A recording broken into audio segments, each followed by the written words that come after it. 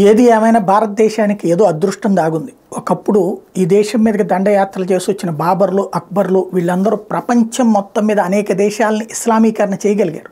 For example మన కళ్ళెదురుగుండా కనబడేటువంటిది Malaysia కావచ్చు, లేకపోతే థాయిలాండ్ కావచ్చు, ఇవన్నీ ఏం దేశాలు ఒకప్పుడు వాళ్ళ సొంత నాగరికతలో ఉన్నటువంటిది. కానీ అవన్నీ నాశనం అయిపోలా. దండయాత్రల తర్వాత సచ్చినట్టు ఆ మతంలోకి మారిపోయినటువంటి వాళ్ళ కారణంగా ఆ దేశాలన్నీ మారిపోయినాయి. అలాంటి సిచ్యుయేషన్ ఇండియాలో కూడా కొన్ని ప్రాంతాలకు వచ్చింది, కానీ పూర్తిగా రాకుండా ఈ దేశాన్ని ఏదో శక్తి కాపాడింది.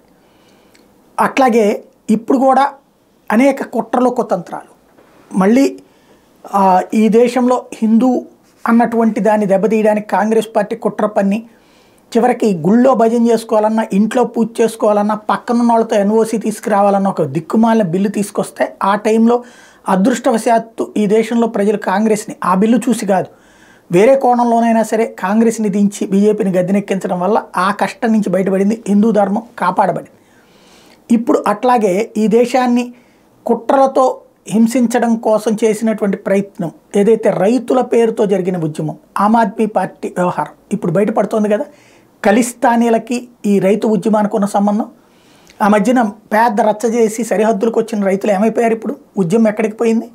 ఆమ్ ఆద్మీ పార్టీ అధినేత కేజ్రీవాల్ జైల్లోకి వెళ్ళగానే ఆగిపోయింది. డబ్బులు ఇచ్చేవాళ్ళు లేరు, 300 మంది వెళ్ళిపోయారు, ఇంకా 100 మంది ఉన్నారు. వాళ్ళకు కూడా రేపో మాపో డబ్బులు అందకపోతే పూర్తిగా వెళ్తారు, లేకపోతే వాళ్ళని ఏమైనా అరెస్ట్ చేస్తారని చూడాలి.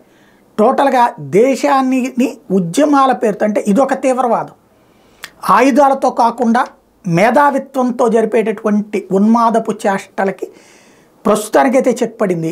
రాబోయేటువంటి రోజులు ఇంకెలాంటి కుట్రలు ఫేస్ చేయాల్సి ఉంటుందో చూడాలి.